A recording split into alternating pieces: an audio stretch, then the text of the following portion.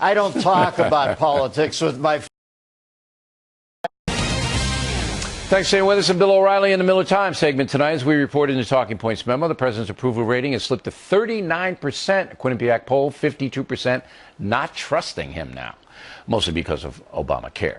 Joining us now from Santa Barbara, the siege of Southern California, Dennis Miller. So, Miller, you live in a very affluent place, beautiful place, where people can kind of buy any kind of health care they want. Oprah can get whatever she wants. They don't have to bother with the exchange or this and that.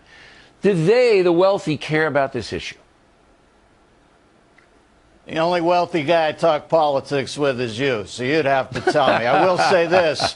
This thing's gotten so crazy, the Reverend Wright lost his health care today and blamed the Jews. Listen, I don't talk about politics with my friends because, you know what? Barack Obamas are a dime a dozen. Debonair grifters, man. But good friends, they're hard to come by. I will say this about Obamacare. I hope at this point Barack Obama is simply a liar, because if he's this inept, you and I are Gary Lockwood and Keir DeLay Jupiter with a defective HAL 9000 unit, my friend. We are screwed, and I'd like to get home, all right? Love the Kubrick 2001 reference to the two actors, but you know, it seems to me that there's a recession on the part of the mainstream media. They have to now go after Jay Carney, and they have to. I mean, it's a farce. No, but they are a little bit. They are. I mean, you see the exchanges, and you see everybody but the New York Times. They're still right in there. But Washington Post giving them Pinocchios. So the media's turned a little bit. But the wealthy Hollywood pinheads, I mean, no, there's nothing going to blow them out of there. Nothing. Everybody could lose their health insurance with them, and they'd still be going, Obamacare is the greatest. You see my point?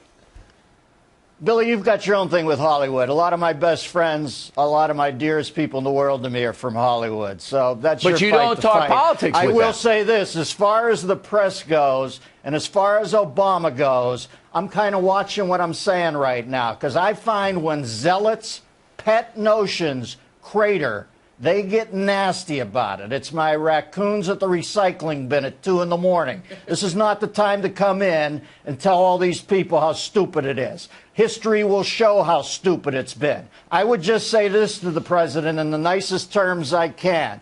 Mr. President, if you liked your apology, you can keep it. All right? How's that? All right. All I know is I finally started reading some of Obamacare last night to find out what it's about. I got to page 1297, pre-existing conditions, and it says everything's covered except, quote, whatever in God's name Biden has, end quote. We're just going to exempt that. It's just too expensive to heal. Listen, man, everybody's calving off from this guy. The Clintons disengaged because she can't have the Hester Prince stink on her. No. All the devotees are now Judas Goating out of the scene. And I tell you what, I think Obamacare is an unfair name for this thing. I don't think it's fair to the guy. I think this has to be called Barack Obamacare and laid down in history. This was his genius notion, and I hope that he travels through time with it. All right. Real quick on the NFL, Miller and I have a disagreement there. I think that the National Football League's culture should conform to civility. Why? What? Should they not go to strip clubs? No, they can go to strip clubs. Should we put cameras in the Bill? Should we put cameras in the locker room? Miller, you know as well as I do. They hire thugs. No, they know the thugs are bad. Pac-Man on Cincinnati. How many times they got to be arrested? All right. They hire thugs because the thugs can play. I don't know this.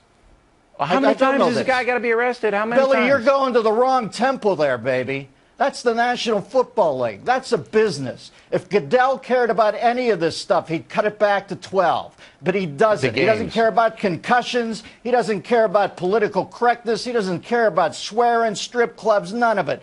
It is a business. Now imagine Richie Incognito if he eventually gets a concussion and has to go into Obamacare. That's when you've got problems. When you've got a C-lister who's got a medical degree from the University of Grenada, and he's looking at your brain span, and it's a piece of spin art, and he says, walk it off and sue somebody. There are mooks in the world. Richie Incognito, and there are kooks in the world, radical Islam. I don't got time for mooks. I got to pay attention to the kooks right now. As a matter of fact, Richie Incognito and the mayor of Toronto and I are going out on the road to do Thank Three you, Miller. You Amigos gave me the together. transition. The mayor of Toronto just said this. Go.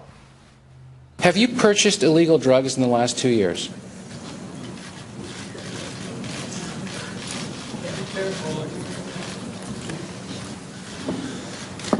Yes, I have. And the reason he took so long to answer is he smoked so much pot he forgot. Listen, if this guy does need to be treated for crack addiction, trust me, he's coming down to participate in what's left of our healthcare system because he's not getting it up there. He goes in there, they think he's Chris Farley doing a character. And you know what happened to Chris? Incognito and I are doing a remake of Three Amigos together. He'll be the one saying his lines too fast because he's on crack. You know what, Miller? I was going to book a Boulder Fresher show into Toronto, but I don't think that's a good idea now. You know what I'm talking about? I'm not politically correct, Billy. I'm off the reservation. This whole thing's going to hell in a handbasket. If I'm perceived as a problem because I'm candid, so be it. All right. Well, maybe Miller and I will go to Toronto. I think they need some kind of common sense, right? Sometime. Well, you remember when Marion Barry's wife left him when she found drug paraphernalia? In that case, the last straw literally was the last straw. Dennis Miller, everybody.